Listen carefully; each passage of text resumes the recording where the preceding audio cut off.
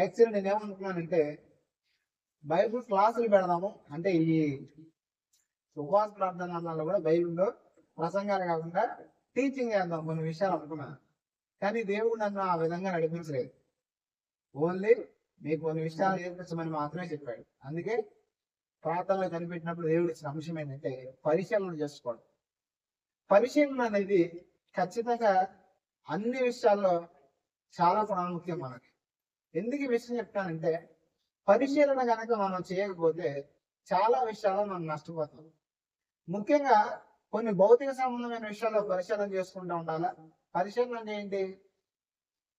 పరిశీలన అంటే ఏంటంటే ఎప్పటికప్పుడు కనిపెట్టడం, వాటి గురించి ఆలోచన చేయడం. అలా కొన్ని సార్లు మనం భౌతిక సంబంధమైన జీవితాల గురించి చేసుకోవాలా, కొన్నిసార్లు ఆత్మ సంబంధమైన జీవితాల గురించి కూడా పరిశీలన చేసుకోవాలి. ఎందుకు ఈ విషయం చెప్తానంటే ఈనాడు ప్రస్తుత పరిస్థితులు ఎలా మారిపోయాయి అంటే అంతా మోసకరమైన పరిస్థితులుగా మారిపోయాయి. పరిస్థితులు ఎలా ఉన్నాయి? ఎవరిని నమ్మాలో ఎవరిని నమ్మకూడదో కూడా తెలియట్లా. మనకు ఆవిడ ఫోన్ చేసింది ఒక చోట నుంచి. ఫోన్ చేసి ఆవిడ కూడా పాస్టర్ గారు ఏడుస్తా చెప్తున్న మాట ఏంటంటే వాళ్ళకి 2 సంఘాలు ఉన్నాయంట. 2 సంఘాలు ఉంటే ఒక సంఘం నుంచి ఒక సంఘానికి వాళ్ళ పిల్లలు, ఒక అమ్మాయికి 13 సంవత్సరాలు, ఒక అమ్మాయికి 6-7 సంవత్సరాలు సంథింగ్. వాళ్ళిద్దరిని ఒక అబ్బాయికి అప్పచెప్పి దింపడానికి ఆ అబ్బాయి ప్రతి వారం నిలుస్తారంట. అయితే జరిగిన విషయం ఏంటంటే మధ్యలో ఈ అమ్మాయి మీద చేతులు వేస్తాం, వల్గరగా మాట్లాడటం చేస్తున్నారండి ఈ అమ్మాయిని. ఈ విషయాన్ని ఇప్పుడు తల్లిదండ్రులైన వారు ఎలా చూడగలుగుతారు? వాళ్ళు లేరు కదా ఆ సమయంలో. వారు పరిశీలన చేయగలుగుతారా? నమ్మిన వ్యక్తి కదా అని వాళ్ళు అనుభవించారు. కానీ మనోడు ఏమైనా ప్రవర్తిస్తుంటే వాళ్ళ చిన్న పిల్ల వాళ్ళ అమ్మగా చెప్పిందంట, అమ్మ ఇట్లా తప్పుగా ప్రవర్తిస్తున్నాడు. ఆ తర్వాత వాడిని పట్టుకుని అడిగితే అసలు సాయంత్రం బయటకు వచ్చింది. తర్వాత సహవాసం మానేశారు. అంటే గొడవ పెట్టుకోవాలి, వాడికి అప్పచెప్పడం మానేశారు. అంటే ఎందుకు ఇవన్నీ చెప్తున్నానంటే ప్రస్తుతం పరిస్థితులు అనేవి బయట అలా మారిపోయాయి. అంతా మోసం ఎక్కడ చూసినా. ఎంత మోసం జరుగుతుందంటే బయట ఎవరిని నమ్మాలి, ఎవరిని నమ్మకూడదు. హైదరాబాద్ నుంచి ఇంకొక ఆవిడ ఫోన్ చేసింది. బ్యాంక్ వాళ్ళని ఫోన్ చేశారంట, 90,000 కొట్టేశారంట ఫోన్ నుంచి ఆన్లైన్ లో. అయ్యా పోయి ప్రార్థన చేయడం ఒక ఆవిడ ఫోన్ చేసింది. అంటే ఎందుకు చెప్తున్నానంటే సమాజం అంతా కూడా భయంకరమైన మోసకరమైన పరిస్థితిలో ఉంది. అయితే సమాజంలో కొన్ని పరిస్థితులను బట్టి మనం ఆలోచన చేసుకోవాలి. మన కుటుంబాన్ని ఎప్పటికప్పుడు మనం పరిశీలన చేసుకుంటున్నాం. మన పిల్లలతో కూడా మనం ఏం చేయాలి తెలుసా? వారి ఆత్మీయ జీవితం ఎలా ఉంది, వారి భౌతిక జీవితం ఎలా ఉంది, వారి చదువులో ఎలా చదువుతున్నారని కొన్నిసార్లు ఖచ్చితంగా మనం ఏం చేయాలి? చేయకూడదా? బైబిల్లో ఏ భక్తులన్నా వారి పిల్లల గురించి పరిశీలన చేశారా? ఎవరు చేశారంటే యోబు భక్తుడు చేశాడు. యోబు భక్తుడు ఏం చేశాడంటే నా పిల్లలు ఏమైనా పొరపాటు చేస్తారేమో అని చెప్పేసి ముందుగానే వారి కోసం ఉదయాన్నే లేచి, మన భాషలో చెప్పాలంటే వారి కోసం ప్రార్థన చేసేవాడు. ఈరోజు ఖచ్చితంగా ఉపద్రవం సంభవించినప్పుడు మనం మేలుకొనడం కాదు, ఉపద్రవం సంభవించినప్పుడు మనం అడావిడి పడిపోవడం కాదు. ఉపద్రవము కలగక ముందే ఏం చేయాలంటే పరిశీలన చెయ్యాలి. ఏం చేయాలి? పరిశీలన చేసినప్పుడు ఏమైంది తెలుసా? కొన్ని ముందే తెలిసిపోతా ఉంటాయి. తెలిస్తే తెలియవా? కానీ పరిశీలన చేయని వ్యక్తికి ఏమీ తెలియదు. ఈ మధ్యన భయంకరమైన విషయాలు చూస్తాను సోషల్ మీడియాలో కానీ కొన్ని ప్రాంతాల్లో కానీ. ఒక అమ్మాయి లవ్ మ్యారేజ్ చేసుకుంది. లవ్ మ్యారేజ్ చేసుకుంటే ఆ అమ్మాయికి 18 సంవత్సరాలు వచ్చిందా, అంటే 2 సంవత్సరాల నుంచి ప్రేమిస్తాను అమ్మాయికి. ప్రేమిస్తుంటే 18 సంవత్సరాలు వచ్చినాయి, తర్వాత 19 వచ్చినాయి. తర్వాత ఏమైందంటే ఎవరో సడన్ గా లేచిపోయి పెళ్లి చేసుకుని నాకు ఈ అబ్బాయి కావాలని పోలీస్ స్టేషన్కి వెళ్ళారు. అంటే ఇప్పుడు ఈ 2 సంవత్సరాల నుంచి ప్రేమిస్తా 19 సంవత్సరాల వరకు తల్లిదండ్రుల దగ్గర ఏం చేసింది? తను నటన చేసింది. పిల్లలు బాగానే ఉన్నారులే అని చాలా మంది అనుకుంటే ఈ రోజు పిల్లలు అలా మారిపోతున్నారు. ఎందుకు ఈ విషయం చెప్తానంటే పరిస్థితులు, లోకము మోసకరమైనదిగా మారిపోయింది. అయితే అంతకంటే మోసకరమైంది మనతో ఉండి మనల్ని మోసం చేసేది ఒకటి ఉంది. అదేంటది? శరీరం. బైబిల్ ఏం చెప్తుంది? మనస్సు. ఏంటది? చెప్పండి. మన మనస్సు మోసకరమైంది. అందుకే ఇన్వెకరంలో దేవుడు ఏమన్నాడంటే హృదయము అన్నింటికంటే మోసకరమైనది, ఘోరమైన వ్యాధి కలిగింది, దాన్ని గ్రహించగలిగిన వాడు. అంటే శరీరానికి వచ్చిన రోగాన్ని మనం గ్రహించగలం, సమాజంలో కొన్ని విషయాలు మనం గ్రహించగలం, కానీ హృదయంలో ఉన్న రోగాన్ని మాత్రం మనం గ్రహించలేని వాక్యం ముందుగానే చెప్తాను. అయితే సాధారణమైన వ్యక్తులైతే వారి హృదయంలో ఉన్న మోసాన్ని వారు తెలుసుకోలేరు, కానీ దేవుని పిల్లలని మనం మన హృదయం యొక్క మోసంలో మనం పడిపోకుండా దేవుడి వాక్యం ద్వారా మనం ఏం చేయాలి తెలుసా? మన హృదయాన్ని సరి చేసుకుంటూ ఉండాలి. ఏం చేయాలి? ప్రతి మనిషికి ఇలా అనిపిస్తూ ఉంటది ఏంటంటే, నేను బాగానే ఉన్నాను, వాళ్ళకన్నా పర్లేదు, వీళ్ళకన్నా పర్లేదు, ఎంత భక్తి చేస్తున్నాను అంత భక్తి చేస్తున్నాను అనుకుంటారు. ఖచ్చితంగా మీరు గుర్తుపెట్టుకోవాల్సిన విషయం ఏంటి తెలుసా? మీ దృష్టిని మీరు ఎంత బాగున్నారనేది ఇంపార్టెంట్ ఎప్పుడు కాదు. ఎందుకంటే వాక్యం అని సెలవిస్తుంది, ఒకని మార్గము ఎట్టి తగడం వాడి దృష్టికి అది యథార్థంగా కనపడుతుంది, కానీ తుదకు దాన్ని నాశనాన్ని తీసుకెళ్ళేదంట. ఈరోజు చాలా సార్లు మన జీవితంలో కొన్ని పరిస్థితులు కూడా మనం వెళ్తున్నప్పుడు దేవుడు కొన్ని పరీక్షలు కూడా మనం తీసుకెళ్తాం. మనం చేసే పని ఏంటో తెలుసా? ప్రభా ఎందుకు ఇచ్చావు నాకు ఇది? ప్రభా ఎందుకు చేయట్లేదు నాకు? నువ్వు ఇస్తాను ఎందుకు ఇవ్వట్లేదు? సమృద్ధి ఇస్తాను ఎందుకు ఇవ్వట్లేదు అని దేవుడిని క్వశ్చన్ చేసేవాళ్ళు కానీ పరిశీలన చేస్తున్నవారు లేదు. దేవుడు ఏమంటాడు తెలుసా? ఎవడన్నా నన్ను పరిశీలన తెలుసుకుంటాడేమో, ఎవడన్నా పరిశీలన చేస్తాడని ఆకాశం నుంచి చూస్తాడంట. ఆకాశం నుంచి అది ఎవరి కోసం చూస్తున్నాడు తెలుసా? ప్రార్థన చేసే వాళ్ళ కోసం కాదు. ఎవరి కోసం కాదు? ప్రసంగాలు చెప్పే వాళ్ళ కోసం కాదు, ఉపవాసం ఉండే వాళ్ళ కోసం కాదు, వారిని వారు పరిశీలించుకుని మార్చుకునే వారి కోసం. ఎవరి కోసం? ఖచ్చితంగా గుర్తుపెట్టుకోండి, ఏ మనిషి పరిపూర్ణుడు కాదు, ఏ మనిషి యథార్థవంతుడు కాదు. మనం కొంత భక్తి చేసి ఈ భక్తి సాటిస్ఫాక్షన్ మనకు ఉండిపోద్ది, చాలు అని మనకు అనిపిస్తుంది. కానీ మీ భక్తి చాలని నీకు కాదనిపించాల్సింది. ఎవరికి అనిపించాలా? కానీ ఈరోజు మనం ఏం చేస్తాం తెలుసా? అక్కడ ఆగిపోతాం. అంటే చర్చికి రాలేదు ఇటువరకు, ఇప్పుడు చర్చికి వచ్చాం. ఇటువరకు ప్రార్థన చేసేదాన్ని కాదు, ఇప్పుడు అలాగే కొంచెం ప్రార్థన చేయడం మొదలు పెట్టావు. ఇటువరకు ఏమి దేవుడి కార్యక్రమాల్లో పాల్గొనే వాళ్ళు కాదు, కానీ ఇప్పుడు పాల్గొంటున్నారు. ఇప్పుడు దీన్ని బట్టి ఏమవుతుంది తెలుసు? మనలేదు పర్లేదు ఇటువరకు మీద బాగానే ఉన్నాక, పర్లేదు ఇటువరకు మీద మారాగా. కొంతమంది విచిత్రం, మొన్న ఒకటి చెప్పాను, మార్మల్స్ పొందని అంటాడు. ఏమంటాడంటే, నేనేం మార్మల్స్ పొందాలి? తాగుడు మానేశాను, సిగరెట్లు మానేశాను, మిగతా మానేశాను కదా, ఏం మారాలంటే నోరు వేస్తే బూతులు మాట్లాడుతాం, అది మాంద్రా బాబు ఉందా? వాక్యం ఏం చెప్తున్నా తెలుసా?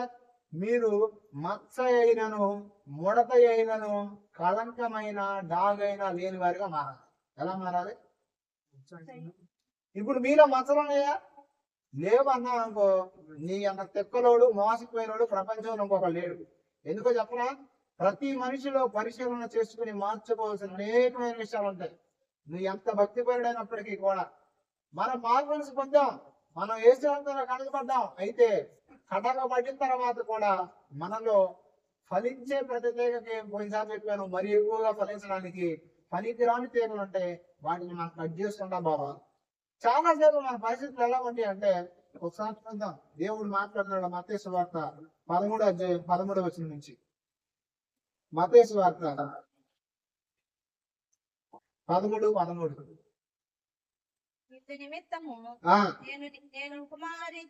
ఇందు నిమిత్తం నేను ఉపమాన రీతిగా వారికి బోధించున్నాను. ఈ ప్రజలు చూచి చెవులను విని హృదయంతో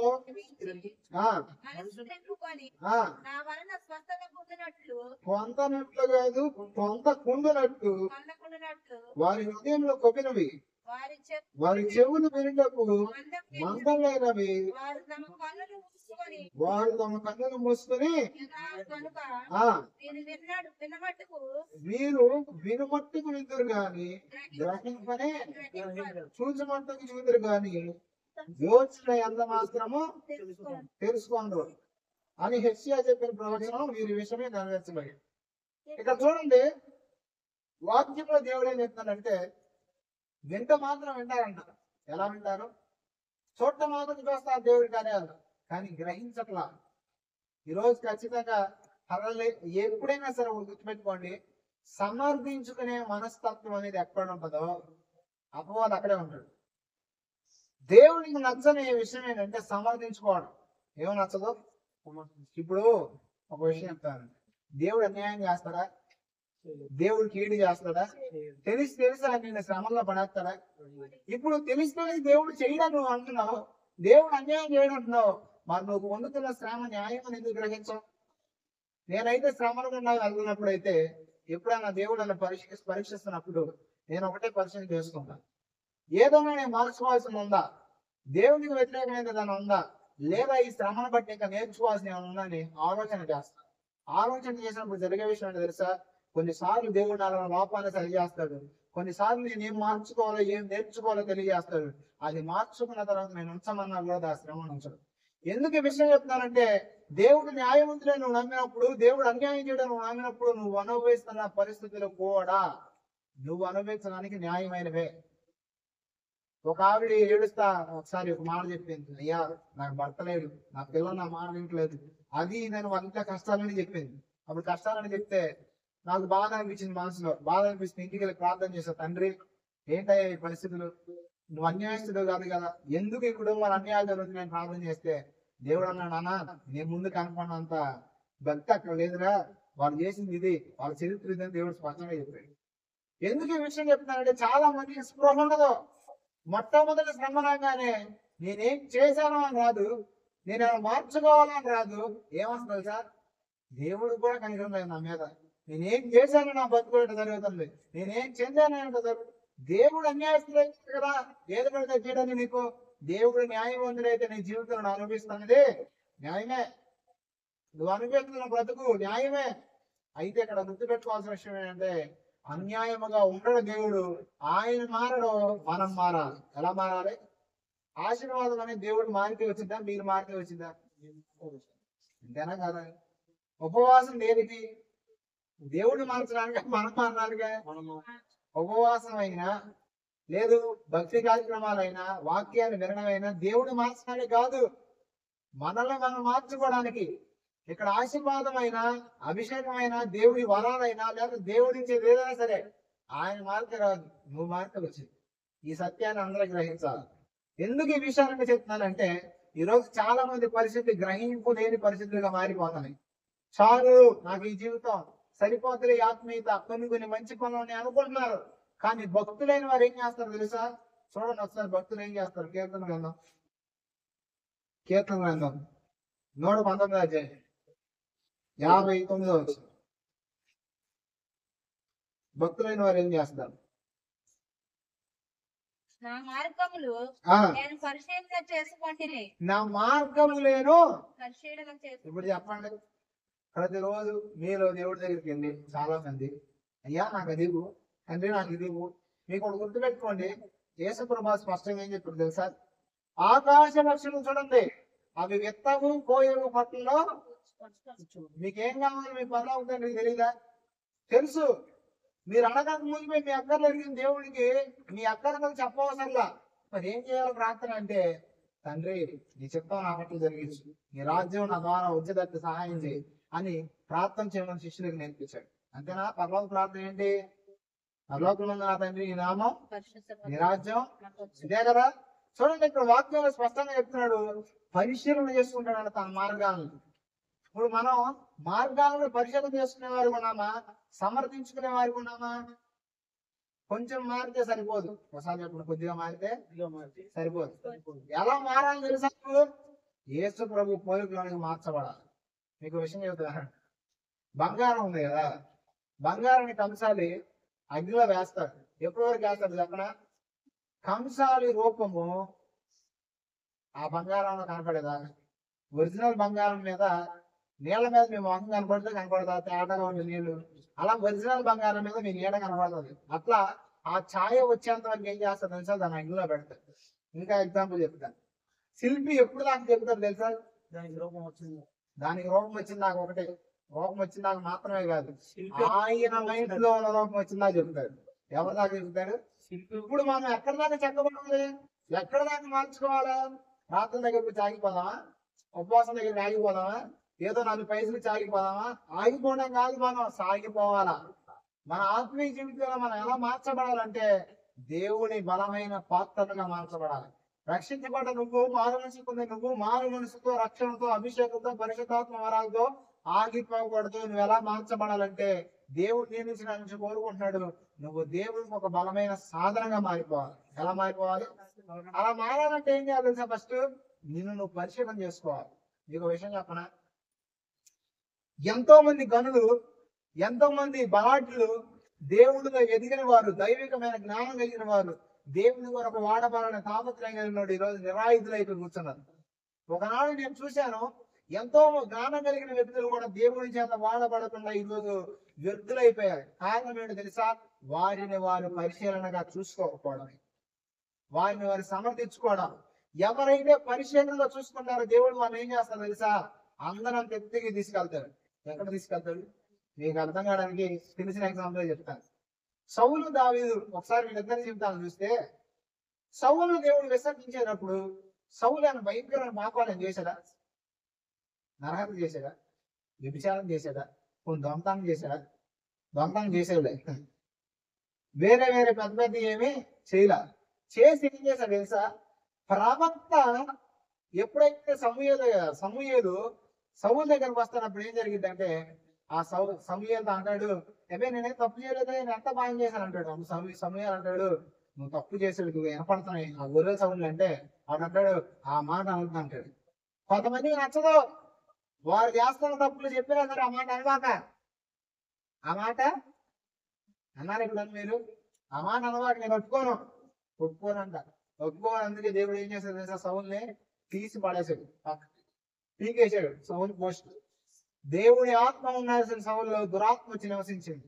అంటే దైవ చిత్తాన్ని చేయాల్సిన సౌలు ఎవరి చిత్తాన్ని చేశాడు? మీరు దేవుడి చిత్తం చేయాలంటే పరిశుద్ధాత్ముడు మీలో ఉండాలి, మీరు దెయ్యం చిత్తం చేయాలంటే దెయ్యం ఆత్మ మీలో ఉండాలి. ఇప్పుడు సౌలు దేవుడి ఆత్మను పోగొట్టుకున్నాడు, దేవుడి అభిషేకాన్ని పోగొట్టుకున్నాడు, దెయ్యం తనే మొబడిపోయాడు. కారణం ఏంటి తెలుసా? పరిశీలన చేసుకునే మనస్తత్వం. ఏ మనస్తత్వం? సరే, తన తప్పు తను పరిశీలన చేసుకోవాలా. ప్రవక్త ద్వారా మాట్లాడుతుంటే ఏం చేయాలా? మీరు చాలా మందికి కొన్ని పొరపాట్లు చేసామో తెలియదు. వాక్యం నుంచి దేవుడు మాట్లాడుతున్నప్పుడు ఏం చేయాలా? సరి చేసుకోవాలా? సరి చేసుకోకుండా నేను బాగానే ఉన్నాను అనుకున్నాను అనుకో, ఇప్పుడు వాకింగ్ చెప్తున్నా కదా, చాలా మందిలో అభినయం ఇది ఆడి కోసం, ఈ వాక్యం ఆడ కోసం, నీ కోసం కదా. కొంతమంది మాట్లాడేసేస్తారు, ఈ టైంలో అటుంటే అంత బాగుండు. దేవుడు భూత భవిష్యత్ వర్తమాన కాలాల ద్వారా మాట్లాడతాడు. ఎలా మాట్లాడతాడు? కాలాలతో మాట్లాడతాడు. ఎలా అంటే చెబుతాను. ఇప్పుడు మీరున్నారు, మీరు ఇప్పుడు బాగానే ఉన్నారు, పడిపోకూడదు అన్నారు. నిలబడి మీరు ఏమనుకుంటారు? ఏమన్నాకంటారు. భవిష్యత్తులో ఎప్పుడు ఆ పరిస్థితులు రావా? వస్తాయి. అలాంటి పరిస్థితులు ఎదురైనప్పుడు ఏం చేయాలా? ఈ వాక్యాన్ని ఆధారం చేసుకుని మనం జీవించాలి. అది దేవుడు కోరుకునేది. కొన్ని ఫ్యూచర్ లో మనం ఎలా ఉండబోతున్నామో దేవుడు వాక్యం ద్వారా మాట్లాడినప్పుడు మనం సరి చేసుకోవాలి. అలా దేవుడు మాట్లాడుతున్నప్పుడు సౌలులో సరి చేసుకునే మనస్తత్వం అనేది కాబట్టి సౌలు విసర్జించబడ్డాడు.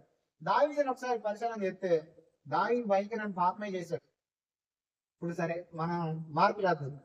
దావీదు భయంకరమైన పాపం చేశాడా? సౌలు భయంకరమైన పాపం చేశాడా? అసలు ఎంత భయంకరమైన పాపం అది! ఒక భార్యను ఇష్టపడి ఆవిడ చేర్చుకొని తన భర్తను చంపి భయంకరమైన పాపమా కదా. భయంకరమైన పాపం అయినప్పటికీ కూడా దావీదు గ్రహించలేకపోయాడు. ఎందుకో తెలుసా? దావీదు మనసు దావీదు మోసం చేసింది. అందుకే హృదయం అన్నిటికంటే మోసకరమైన వాక్యం ఉంది. దావీదు అంతటి భక్తిపరుడే మోసపోయాడు. ఇంకో విషయం చెప్పనా? వాక్యం ఏం సెలవిస్తుందంటే పాపము మనుషులకు భ్రమ కలగజేసింది. ఏం కలగజేసింది? అందుకే పాపం ఉన్నవాడు పిల్లల్ని పట్టించుకోడు, పాపంలో వ్యక్తి భర్తను పట్టించుకోదు, పిల్లల్ని పట్టించుకోరు. ఎందుకు పాపం ఉన్న వ్యక్తి జీవితాలు అలా మారిపోతాయి అంటే, కొంతమంది విచిత్రం చిన్న చంపడానికి సైతం దిగజారిపోతున్నారు. అసలు ఈ మధ్యన ఫేస్బుక్ యూట్యూబ్ చూస్తుంటే పెళ్లి చేసుకునే వాళ్ళ భయం వేస్తుంది, పోస్టులు పెడుతున్నారు. ప్రేమించి పెళ్లి చేసుకుంటేనేమో ప్రేమించిన వాళ్ళు వాళ్ళ అమ్మాయిని చంపేస్తున్నారు. అరేంజ్ మ్యారేజ్ చేసుకుంటేనేమో చేసుకుని చంపేయాలి, ఇంకెవరు చేసుకోవాలి బాబు పోస్టులు పెడుతున్నారు కొంతమంది. ఎందుకు చెప్తుందంటే పరిస్థితులు అలా మారిపోతున్నాయి. ఎందుకంటే పాపం మనిషిని ఏం కలగ చేస్తుంది? చెప్పండి. పాపము మనిషికి భ్రమ కలగ చేస్తుంది. అలా భ్రమ కలగ చేసినప్పుడు మనిషి ఏం చేయాలంటే పాపాన్ని గ్రహించలేడు, తప్పుని గ్రహించలేడు. అందుకే ఇక్కడ దావీదు ఏమంటున్నాడు తెలుసా? నా మార్గములను ఏం చేస్తాను? చూడండి, మరి చదువుతాం వచ్చు. నా మార్గములను పరిశీలన చేసుకోండి. అది పరిశీలన చేసుకుని ఏ తట్టు తిరిగాడు దావీదు? ఏ తట్టు తిరిగాడు? శాస్త్రం అంటే వాక్యము తట్టు తిరిగాడు. తర్వాత ప్రవక్త ద్వారా ఎప్పుడైతే గద్దించబడాడో ఏం చేసి తెలుసా? ఇప్పుడు ప్రవక్తని వేసేసి అధికారం ఉందా లేదా? యోహాను ప్రవక్తే, బాప్తిజం యోహాను. బాప్తిజం యోహాను ఒక వ్యక్తి దగ్గరికి వెళ్తాడు. ఎవరు ఆ వ్యక్తి? చెప్పండి. ఎవరో వ్యక్తి? పేతురా?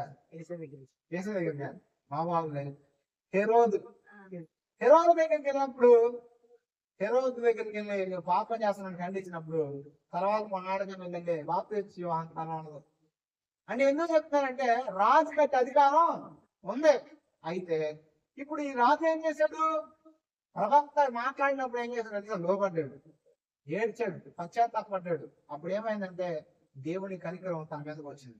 అందుకే వాక్యం ఏం చదువుతుంది సార్, అతిక్రమములు దాచిపెట్టుకున్నవాడు వర్ధిల్లుడు, దాన్ని ఒప్పుకుని విడిచిపెట్టేవాడు. అంటే అతిక్రమము నీలో లేవా, నీలో ఉండబోవా అంటే కొన్ని సందర్భాలు అంతే. కొన్నిసార్లు కొన్ని పరిస్థితులను బట్టి మనం మునిగిపోతాం, కొన్నిసార్లు కొన్ని పరిస్థితులను బట్టి అనుకోకుండా జరిగిపోతుంది. అప్పుడు మనం ఏం చేయాలా? పశ్చాత్తాపడి మార్చుకోవాలి జీవితాన్ని. అట్లానే వెళ్ళి పాపం కావాలని అయితే దేవుడు తాను చేస్తాడు. దావీదు మహారాజు జీవితంలో దేవుడు అంత ప్రేమించిన వ్యక్తి దావీదు, కానీ భయంకరమైన శ్రమలను అనుభవించాడు తెలుసా దావీదు పాపం చేసినందుకు. దేవుడి వాక్యం ఏంటో తెలుసా, తన యజమానుని చెత్త మెరిగి దాన్ని చేయని వాడికి దెబ్బ తగులుతాయి తెలుసా. మామూలుగా తగులుతాయి లేదు, అధికంగా తగులుతాయి ఆ దెబ్బలో. ఎడ తగిలితే అంటే ఒక్కడ తగిలేదు నీకు 4-5 దిగుతాడు దేవుడు, తెలిసి తప్పు చేస్తే. మీకు విషయం తెలుసా, దావీదును చూస్తే సింహం లాంటి గుండె కలిగిన కూడా దడబుట్టేదంట దావీదును చూస్తే.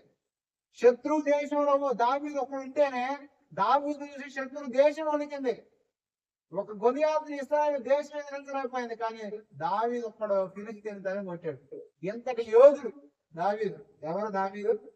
యోధుడా కాదా? మరొక దావీదు ఏమయ్యాడు తెలుసా? పాపాల పడ్డాడు. కారణం ఏంటంటే హృదయం మోసగించింది. అంతటి యోధుని కూడా ఇదేం చేసింది? పాపం భ్రమ కలగజేసింది. తర్వాత పశ్చాత్తాపడ్డాడు. పశ్చాత్తాపడిన తర్వాత దేవుడు కనికరాన్ని పొందుతున్నాడు. అంతటి యోధుని పాపాన్ని చేయడం వల్ల ఏం జరిగిందో తెలుసా? ఒకసారి తన కొడుకే తిరుగుబాటు చేస్తే ముసుగేసుకుని పారిపోయాడు దావీదు. ఏం వేసుకుని పారిపోయాడు? ముసుగు ఎవరు వేసుకుంటారు చెప్పండి? తప్పు చేసిన వాళ్ళు. సరే, తప్పుగాని ఒకటి ఇంకో విషయం చెప్తారు. ఆ కాలంలో ముసుగేసుకోవడం అంటే అవమానం. స్త్రీ ముసుగేసుకోకపోతే సంఘంలో అవమానం అని వాక్యం ఉంది. పురుషుడు ముసుగేసుకుంటే అవమానం అంటే అవమానం పాలైపోయాడు. చాలా సార్లు పాపం ఏం చేసి తెలుసా? అవమానం పాలు చేసింది. ఇంకో విషయం చెప్పనా, ఎవరైతే పాపం చేస్తారో జ్ఞానం నశించిపోద్ది వాళ్ళలో. ఏమన్నదో? పాపం చేసేవాడికి జ్ఞానం ఉన్నదో, జ్ఞానాన్ని పొందుకున్న వ్యక్తి కూడా ఎప్పుడైతే పాపం చేస్తాడో జ్ఞానం బాగుంది. మీ ఎగ్జాంపుల్ సొలొమోనే. వాక్యంలో స్పష్టంగా ఉంది, జ్ఞాని అయిన వాడు అన్యాయం చేస్తే వాడికి కలిగిన జ్ఞానం పోద్దని ఉంది వాక్యంలో. సొలొమోను అంత జ్ఞానాన్ని పొందుకున్నాడు, ఆయన ఏమైపోయాడు? దేవుడు ఏం చెప్పాడు? తప్పు చేస్తున్నావు, నీకు అధికంగా భార్యలు, అధికంగా గుర్రాలు, ఐగుప్తు దేశం నుంచి గుర్రాలు. దేవుడు అంత స్పష్టంగా మాట్లాడితే ఏమైందిలే, నేను రాసుని కదా అని తెలుసుకున్నాడు. తెలుసుకుంటే ఏమైంది చెప్పనా? తను చేసిన దేవునికి వ్యతిరేకమైన పాపాన్ని బట్టి బుద్ధితనం కలిగింది. అందుకే విగ్రహారాధన చేశాడు. ఎవరో సొలొమోన్. అంటే పాపము ఎంతటి వ్యక్తికైనా గుడ్డితనాన్ని కలగజేసింది. అయితే గుర్తుపెట్టుకోండి, పాపము గుడ్డితనంతో పాటు అవమానాన్ని తీసుకొచ్చింది. పాపము అవమానంతో పాటు శాపాన్ని తీసుకొచ్చింది. నువ్వు పొందిన శాపం వల్ల నీ తరతరాలు బలపడతాయి. నువ్వు కనుక దేవుడికి విధేయత చూపిస్తే నీ తరతరాలు నీ విధేయతను బట్టి వర్ధిల్లుతాయి. ఎవరిని బట్టి వర్ధిల్లుతాయి చెప్పండి? నేను విధేయత చూపిస్తే నా తరతరాలు నా విధేయతను బట్టి వర్ధిల్లుతాయి. అబ్రహాం ఒక విధేయత ఏమైంది? ఇశ్రాయేలు ప్రజలందరూ దీవించబడ్డారు. ఒక అబ్రహాం బట్టి ఈరోజు మనందరం కూడా దీవించబడుతున్నాం. అబ్రహాం వంశంలో నుంచి యేసుక్రీస్తు వారు ఇచ్చారు. ఒక ఆదాం పాపం ఏమైంది? సమస్త మానవాడికి నీలో నీ తరాలు ఉన్నాయి. చెప్పండి, నాలో నా తరాలు ఉన్నాయి. తెలుసా మీకు ఆ విషయం? మీలా ఉన్నాడు తెలుసా? మీ మనవాడు ఉన్నాడు, మీలా ఉన్నాడు, నీ కొడుకు ఉన్నాడు, మీలోనే ఉన్నారు. అన్ని కణాలే, మనం కణమే. మనం కణముగా ఉన్నాం మన దగ్గరలో. అయితే మనం ఈరోజు ఇంత మారేమంటే కారణం ఏంటంటే దేవుడు రూపించాడు మనం. అలాగే మనం చేసేవన్నీ కూడా మన శాపము పిల్లలు అనిపిస్తారు. కొన్ని కుటుంబాల్లో భయంకరమైన శాపగ్రస్తులు అయిపోతారు. కారణం ఏంటంటే పాపం వల్ల, తెలిసి కావాలని చేయటం వల్ల. అయితే ఖచ్చితంగా చెప్తున్నాను, ఇలాంటి పాపాల విషయంలో కానీ ఏదైనా సరే మనం ఒకవేళ గుడ్డితనాన్ని కలిగి ఉంటే వాక్యపు వెలుగులో మనం ఏం చేయాలి తెలుసా? సరి చేసుకోవాలి. ఏం చేయాలి? వాక్యపు వెలుగులో నేను సరి చేసుకోవాలి. సరి చేసుకున్నప్పుడు ఏమైంది తెలుసా? నువ్వు చక్కగా నడుస్తావు. చాలా మందికి పాపం అంటే పెద్ద గుర్తొస్తా ఉంటుంది. అహంకారం పొందడం కూడా పాపమే, అసూయ చెందడం కూడా పాపమే. ఇవి కూడా నీ పిల్లల మీద పనిచేస్తాయి. ఎదుటి వ్యక్తిని హేళన చేయడం కూడా చెప్పండి ఒకసారి చెప్పండి, ఎదుటి వ్యక్తిని హేళన చేయడం పాపం, దీనివల్ల శాపం కూడా వస్తుంది. ఎవరికి వచ్చి చెప్పండి హేళన చేయడం మన బైబిల్లో? కరెక్ట్ చెప్పడం. దావీదు భార్య మేకాలు ఆరాధన చేస్తున్నాడు. దావీదు ఆరాధన చేస్తుంటే కదా, పోనీ నా భర్తే కదా, నేను కూడా ఆరాధన చేద్దాం అనుకోవాలా. సరే అనుకోపోయింది సైలెంట్ సరిపోయిందా? సరిగ్గా కాకుండా ఏం చేసింది సార్? అపహాసం చేసింది. ఏం చేసింది? ఈ సెన్స్ హిందువుల్లో బాగుంటుంది తెలుసా మీకు? హేళన చేయకూడదు అని కొంతమంది అంటారు. ఇప్పుడు తిక్కరోళ్ళు మంచిగా సరిగ్గా అందహీనులు ఉంటారు కదా, ఒరే వాళ్ళు ఏమనుకుంటారు, నీ గుట్టే పిల్లలు కొట్టాలంటారు. ఎందుకంటే వారికి తెలుసు హేళన చేయడం వల్ల ఎక్కడున్నది? మన వాక్యంలో ఉంది. చూడండి, ఈ వాక్యంలో నుంచి అనేకులు వెలిగించబడ్డారు, అనేక సూక్తులు బయటకు వచ్చినాయి. మన ఆయన అంటున్నాడు, ఈ చెంపతో కొడితే ఆ చెంప చూపించుకున్న బైబిల్ అంటే గాంధీ గారి సూక్తి మీ బైబిల్లో రాసుకున్నారా అంటున్నాడు. గాంధీ గారి ఉందా? బైబిల్ ఉందా? బైబిల్ ఫాలో అయింది గాంధీ గారు, బైబిల్ గాంధీ గారిని ఫాలో అవ్వాలా. అలా ఎన్నో సూక్తులు బైబిల్ నుంచి లోపల తెలియని. హల్లెలూయా. అయితే ఇప్పుడు మనం చేయాల్సిన పని ఏంటంటే పరిశీలన చేసుకోవాలి. అలా పరిశీలన చేసుకున్నప్పుడు ఏమందో తెలుసా? దేవుడి కనికరం మీ మీదకి వస్తుంది. మీరు పరిశీలన చేసుకోండి. మీరు దేవుడి దగ్గరికి వెళ్ళినప్పుడు ఆశీర్వాదాలు మాత్రం కాదు, ప్రభా ఏదైనా నీకు ఆయాస్కరమైనది ఉందా? మీకు విషయం చెప్తానండి, మీ మాటల వల్ల కూడా మీరు శాపగ్రస్తులు అవుతారు. దేని వల్ల అవుతారు? ఒకసారి చెప్పు, నా మాటల వల్ల నేను శాపగ్రస్తులు. మీ మాటకు దేవుడు అధికారాన్ని ఇచ్చాడు. మీరు ఏం చేయాలి తెలుసా? మంచి పలకండి. ఏం పలకాలా? వాక్యం ఏం సమస్య తెలుసా? జీవమును ప్రేమించి మంచి దినంలో చూడగలవారు, చెడ్డగానే పలకకుండా కపటమైన మాటలు నోటికి రాకుండా నోటిని జాగ్రత్తగా కాసుకోమన్నాడు. అంటే జీవాన్ని ప్రేమించి నువ్వు మంచి దినాలు చూడాలంటే నువ్వేం పలకూడదంట? చెడ్డ మాటలు పలకూడదు. నేను తెస్తే బాగుంటుంది, నేను పోతే బాగుంటుంది, వాళ్ళు తిరిగి ఏం మాటలు పొందాలి. దేవుడు నీకు ఇచ్చాడు, నీ నోట్లో శక్తి పెట్టాడు. అప్పుడు నువ్వేం చేయాలా? వ్యతిరేక పరిస్థితులు వచ్చినాకో మారిపోలేసినాము. మారిపోవాలి. ప్రార్థన చేయండి. ఎందుకు మారం? నేను ఒక విషయం చెప్తానండి, దావీదు వంటి వాళ్ళని మారిపోవాలి మనం. దావీదు పాట ఏంటి తెలుసా? నా శత్రువు నన్ను చుట్టిన నరకపు భాషలు నన్ను అంటుకున్నా నాకే భయం ఉండదు. ఎందుకో తెలుసా? నువ్వు నాకు తోడుగా ఉంటావు. యెహోవా నా భాగంలో మనం ఏం పాడుకుంటాం? నా శత్రువు నన్ను చుట్టిన నరకపు భాషలు అరికట్టిన విడివక్కనను ఎడబాయలేదు నువ్వు అంటాడు దేవుడిని దావీదు. ఈ రోజు మనం కొంచెం చిన్న నాటికే చచ్చిపోతాను ఏం చచ్చిపోతాం? జీవితం చిన్నది. దేవుడు ఇచ్చిన దాంట్లో మనం ఏం చేయాలి తెలుసా? దేవుడు ఇచ్చిన అధికారాన్ని వాడుకుని ఆ జీవితంలో యోగ్యులుగా మారిపోవాలి. మనం ఎలా మారాలా? అలా మార్చబడాలంటే నీలో శక్తి పెట్టాడు. ఇప్పుడు నువ్వేం చేయాలి? వీటన్నిటిని మార్చుకోవాలి. వాక్యం ద్వారా దేవుడు నీతో మాట్లాడడానికి నీ జీవితాన్ని సరి చేసుకో. మేలు మాత్రమే పోదు, దేవుడు కూడా నేను పరిశీలన చేస్తున్నాడు. ఒకటి, నేను పరిశీలన చేసుకోవాలి. రెండోది తెలుసా? దేవుడు కూడా నేను పరిశీలన చేస్తున్నాడు. నీలో ఉన్న మంచి విషయాలను దేవుడు మెచ్చుకుంటాడు. సేమ్ టైం నీలో ఉన్న ఆయనకు నచ్చని విషయాల గురించి నీతో మాట్లాడతాడు. చూద్దాం, ప్రకటన వెళ్దాం. 2వ అధ్యాయం 1 నుంచి త్వరగా ప్రకటన వెళ్దాం.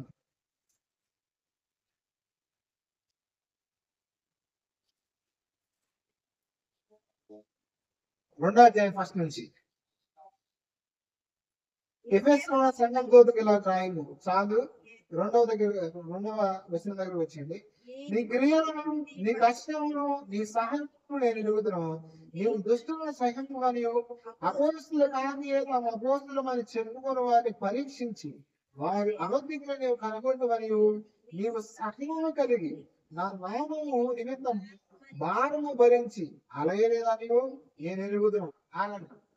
ఇప్పుడు ఈ సంఘంలో మంచి క్వాలిటీస్ ఉన్నాయా? లేవా? ఉన్నాయి. దేవుడు మెచ్చుకుంటాడు ఈ సంఘాన్ని. ఏమంటాడు తెలుసా? ఇదిగో నువ్వు దొంగ బోధకులు ఏం చేసావు? గ్రహించావు. దొంగ బోధకులు గ్రహించాలంటే మీరు ఏముండాలా? వాక్యం ఉండాలా. మీలో వాక్యం మీరు ఎట్లా గ్రహించగలరు? ఇప్పుడు మీలో వాక్యం లేదప్పుడు నేను వచ్చి చెప్తా, ఇంకోటి వచ్చి ఆడు చెప్పింది తప్పన్నాడు, మీదే నమ్ముతారు. ఎంత దరిద్రంగా తయారంటే మనుషులు కూడా దేవుళ్ళు చేస్తారు. మనోళ్ళే ఎవరో క్రైస్తవులే. ఆమె ఎవరో ఎవరైతే గుర్తు రావట్లేదు. ఉత్తర కొరియా దక్షిణ కొరియా అక్కడ పుట్టిందంట ఆవిడ నమ్మకం నడకని పోతాడు.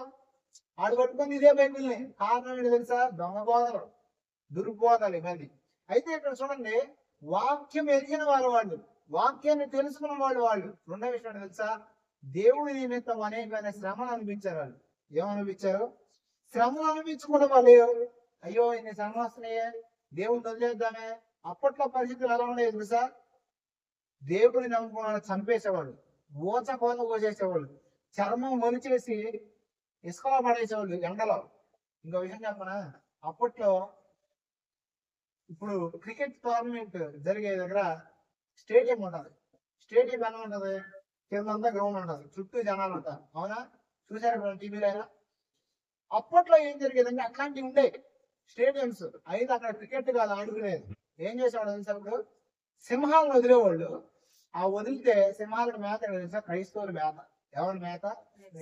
క్రైస్తవుల మేత వేసేవాళ్ళు. ఒకటే మాట చెప్పు వదిలేస్తాం. ఆ మాట ఏంటో తెలుసా? యేసు ప్రభు దేవుడు కాదు, నేను ఆయన నమ్మట్లా. ఈ ఒక్క మాట చేస్తే వదిలేస్తాం అని చెప్పేవాడు. కానీ వాళ్ళు చెప్పేవాడు కాదు. తర్వాత ఏం చేసేవాడు తెలుసా? రాత్రి పూట కాగడాలు వెలిగించేవాడు. ఏం వెలిగించేవాళ్ళు? మీరు అనొచ్చు కాగడాలు వెలిగించే విషయం. అప్పట్లో వీధి దీపాలు ఎవరైనా కాగడాలు వెలిగించారు. ఆ కాగడాలు ఎట్లా వెలిగించేవాళ్ళు తెలుసా? క్రైస్తవుల మీద మైనం పోసి మైనాన్ని వెలిగించేవాడు. అప్పుడు మండుతా ఉండేది. అప్పుడు దాని చూసి ఆనందిస్తూ ఉండేది. అంటే ఇన్ని శ్రమలు ఇంకా భయంకరమైనవి. కొంతమంది అయితే గర్భాలు చీల్చి గర్భాలను పిండాలను కూడా చంపేవాడు. సౌలు ఎంత చెరబట్టాడు సంఘాన్ని, చెరలోకి ఇచ్చుకుపోయాడు, బాగా ఇబ్బందులు పెట్టాడు, భయంకరమైన శ్రమలు పాలు చేశాడు. అయినప్పుడు సంఘం విస్తరించిందా, చెదిరిపోయిందా? ఈ విషయం లేదు సార్. ఈరోజు చాలా మంది ఏమనుకున్నారంటే క్రైస్తవ్యాన్ని ఆపేద్దాం, సువార్త నొక్కేద్దాం. వాళ్ళ వల్ల కాదు. ఎంత ఆపుదామని చూస్తావో పరిచర్య అంత విస్తరించింది. శ్రమంలో నుంచి పుట్టుకొచ్చిన ఆయుధం క్రైస్తవ్యం. హల్లెలూయా. ఎక్కడి నుంచి పుట్టుకొచ్చింది? ఇనుముని తీసుకెళ్లి అగ్నిలో పెడితే ఆయుధం అయింది. అలాగే అగ్ని 7 అంతలు అయితేనే అక్కడ విశ్వాసం పెరిగిద్ది. ఎక్కడైతే శ్రమలు ఉన్నాయో, ఎక్కడైతే పరిచర్లు అడ్డంకులు ఆటంకాలు ఉన్నాయో, నా దేవుడు ఏం చేస్తాడు తెలుసా? అక్కడ ఆశీర్వాదాన్ని, అభివృద్ధిని తీసుకొస్తా ఉంటాడు. ఈ సంఘంలో వీళ్ళు ఏం చేశారు తెలుసా? శ్రమకు పోలవుతున్నారు. సహనం భరిస్తానే ఉన్నారు దేవుని కోసం. అవసరమైతే చంపుకోండి అంటున్నారు. దేవుడు చూసాడా చూడలేదా? ఈరోజు నా ప్రశ్న, దేవుడు నేను చూస్తున్నాడా చూడలేదా? చూస్తున్నాడు, ఖచ్చితంగా చూస్తున్నాడు. దేవుడు నేను చూస్తున్నాడు. నువ్వు పడ్డ ప్రతి కష్టానికి, నువ్వు ఇచ్చిన ప్రతి రూపాయికి, నువ్వు చేసిన ప్రతి పరిచర్యకి ఖచ్చితంగా నీకు ప్రతిఫలిస్తాడు. నీకు మాట చెప్పనా? స్టార్టింగ్ లో మేము యేసు ప్రభువుని నమ్ముకున్నప్పుడు మాది పూరింట్లో చిన్న చిన్న గదులు ఉండేవి. సేవకులు వాక్యం చెప్పడానికి వస్తే మేమేం చేసేవాళ్ళం తెలుసా? మేము ఇరుకుని పడుకుని సేవకులకు మంచి గదిచ్చేవాళ్ళం. చిన్న డబుల్ కాండ మంచం ఉండేది. దాంట్లో పాస్టర్ గారికి చోటిచ్చేవాళ్ళం 2-3 రోజులు. మాకు ఇప్పుడు ఆర్థిక పరిస్థితి చాలా తక్కువ, డబ్బులు ఉండేవి కాదు. అయినా కూడా ఏం చేసి తెలుసు, మా అమ్మ ఎవరైనా వస్తే వేరే వాళ్ళ దగ్గర డబ్బులు అప్పు తీసుకుని వాళ్ళకి అన్న కూరలు ఇవి వండి పెట్టినట్టు చేసేది. అంటే పరిచయం మొత్తం ఉన్నా లేకపోయినా మా కుటుంబం అంతా చేసేది. వచ్చిన ప్రతి దైవజనుడు ఈ కుటుంబం దీవించబడాలా, ఈ గృహం దీవించబడాలని ప్రార్థన చేశాడు. జరిగిన విషయం తెలుసా? దేవుడు ఈరోజు పెద్ద బిల్డింగ్ ఇచ్చాడు. అంటే ఎందుకు విషయం చెప్తున్నానంటే, మేము పెట్టిందా ఎక్కడికైనా పోయిందా? కొంతమంది పెడతానికి ఏడుస్తారు. దైవజనులకే కాదు, ఎవరికి పెట్టింది ఎక్కడికైనా పోదు. అడుక్కునే వాళ్ళు వచ్చిన ఏ మతం కులం చూడకుండా ఎవరు నీ యుద్ధకు వస్తారో ఆకలి కలిగి వారికి నువ్వు పెడితే దేవుడు దానికి ఖచ్చితంగా ప్రతిఫలిస్తాడు. కొంతమంది పెట్టడానికి మనసు రాదు, పెట్టడానికి ఉన్నప్పటికీ కూడా. లేక పెట్టకపోతే వేరే విషయం, ఉండి కూడా పెట్టకపోతే, అంటే నేను పాస్టర్ గారే పెట్టడం గురించి చెప్పట్లా, ఎవరికైనా. బైబిల్ ఏమో తెలుసా? పాస్టర్లకు అనుగ్రహించేవాడు ధన్యులు, పాస్టర్లకి సహాయం చేసేవాడు యెహోవాకు అర్పించేవాడు అనుంది. ఉందా? అట్లేదు. పేదలను అనుగ్రహించేవాడు ధన్యుడు, వాడు యెహోవాకు అర్పించేవాడు. వాడి ఆపత్కాలంలో యెహోవానికి ఉత్తరం ఇస్తాడు, పలుకుతాడు దేవుడు సహాయం చేసే వారికి. ఇంకో విషయం చెప్పనా? కొన్నేళ్ళ దగ్గరకు వచ్చి దూత ఏమన్నా తెలుసా? అబ్బాయి నువ్వు ప్రార్థన బాగా చేస్తున్నావు, నీ ప్రార్థన దేవుడి దగ్గరకు వచ్చిన అంతలా నువ్వు చేసిన ధర్మకార్యాలు దేవుడి దగ్గరకు వచ్చినాయి అన్నాడు. ఏమంటుంది దూత? అదేనా అన్నాడు, నువ్వు చేసిన దేవుడి దగ్గరికి వెళ్ళినాయి అని దూత చెప్తున్న కారణం ఏంటంటే, నువ్వు చేసే ప్రతి దేవుడు అందుకే చెప్తాడు, నా పేరుడు వచ్చినాడు గుప్పిడి సంగతి చెప్తే ప్రతిఫలం ఇస్తామన్నాడా? ఖచ్చితంగా చెప్తాడు. అయితే ఈ సంఘం ఇన్ని శ్రమలు పడుతుంది, దేవుడు చూస్తున్నాడు చూడలేదు అంటే చూస్తున్నాడు. అందుకే దేవుడు అంటున్నాడు, నీ కష్టాలు నేను చూశాను, నీ శ్రమలు నేను చూశాను, నువ్వు నా నిమిత్తం ఏం చేయాలా? చూడండి 3వ వచనం, నువ్వు సహనం కలిగి నా నామం నిమిత్తం నువ్వు భారము భరించి అలయలేదని నేను ఎరుగుతున్నాను. ఆగండి, దేవుడు చూశాడు. ఇప్పుడు నీలో మంచి క్వాలిటీస్ అనే లేవా? ఒకప్పుడు కానీ ఇప్పుడు మారేవా? మారలేదా? మారే, నేను కూడా చాలా మారే. అయితే దేవుడు ఏమన్నాడు? ఆయనను ఆ, మొదట నీకుండిన ప్రేమను ఆ, నీకు వదిలితివని ఆ, నేను మీ మీద ఆ, తప్పు ఒకటి మోపవలసి ఉన్నది. చూడండి, దేవుడు వాళ్ళ మంచి క్వాలిటీస్ అన్ని చూసాడు, పొగిడాడు వాళ్ళని. వాళ్ళు అన్ని అనిపించినా దేవుడు ఏమంటాడు తెలుసా? షబాష్, సార్లే, ఎట్లుండాలా ఏమన్నా. మనం అయితే ఏమంటాం? సాల్టే ఇట చెయ్యి, సాల్టే ఇట ఉండు. కానీ దేవుడు అట్లా అంటలే. మనం ఎలా మారాలి తెలుసా? క్రీస్తు పోలికలోకి పరిపూర్ణంగా మారాల, పరిపూర్ణంగా మార్చబడాల. చాలని మనం అనుకోకూడదు. చూడండి, దేవుడు అంటున్నాడు, నువ్వు ఇన్ని చేసావు, నా కోసం కష్టపడ్డావు, కొంతమంది ప్రాణాలు అనిపించారు, సహనాన్ని అనిపించావు, నువ్వు వాక్యం ఎదిగావు, వాక్యం బాగా తెలుసు, బైబిల్ చివరి చదవడం తెలుసు, అయినా కూడా నువ్వే తప్పడం మాపాల్సి వస్తుంది. ఆ తప్పు ఏంటి తెలుసా? నీకుండిన మొదటి ప్రేమ లేదు. ఏమి లేదు? పౌలు గారు కూడా దేనికోసం ప్రార్థన చేస్తాడు ఎఫెసీ రాసిన పత్రికలో. అంటే ఇది రెండవసారి దేవుడు మాట్లాడుతున్నాడు. మొట్టమొదటిసారి పౌలు గారి ద్వారా దేవుడు మాట్లాడాడు. చూద్దాం, జస్ట్ నేను పర్మిషన్ అనిపించేస్తాను.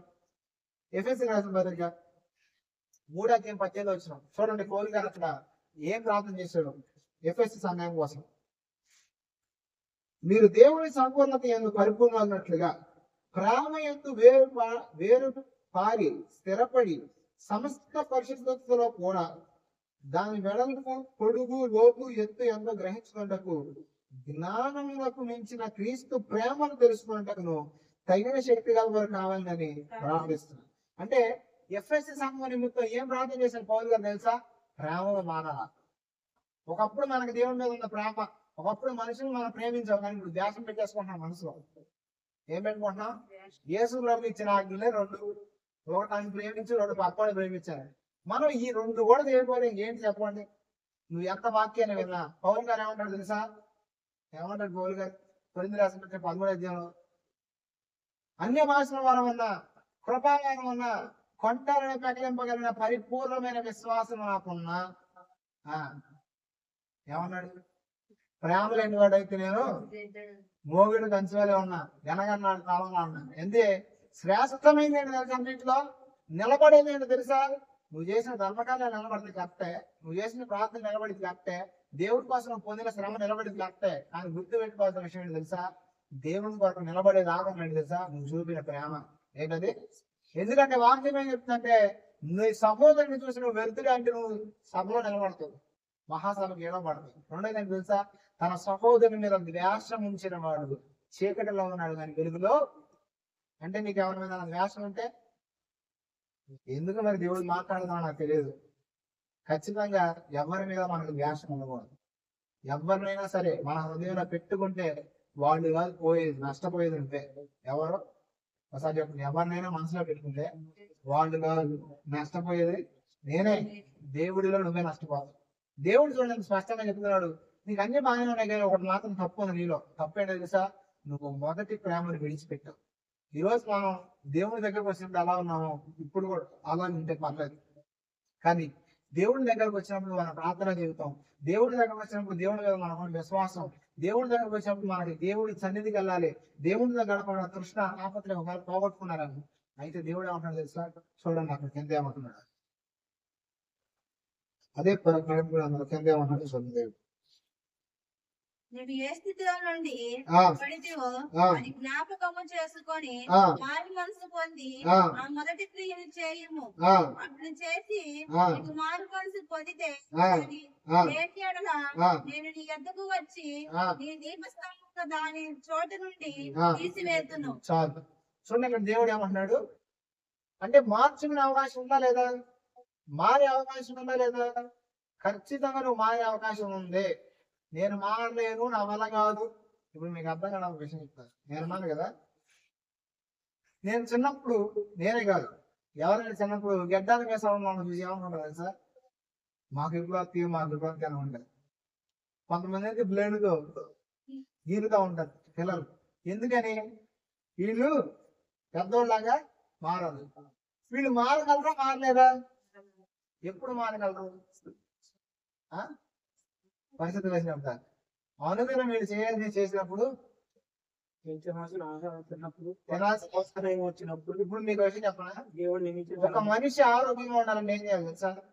తీసుకోవాలి, విడిచిపెట్టాలి. విడిచిపెట్టాలి లేదా? మీరు ఏదైనా రోగంతో డాక్టర్ దగ్గరికి వెళ్ళారనుకో, ఫస్ట్ డాక్టర్ క్వశ్చన్ చెప్పనా, అమ్మా బాగా వస్తుందా, తర్వాత బయటికి బాగా వెళ్తున్నానని అడుగుతారు.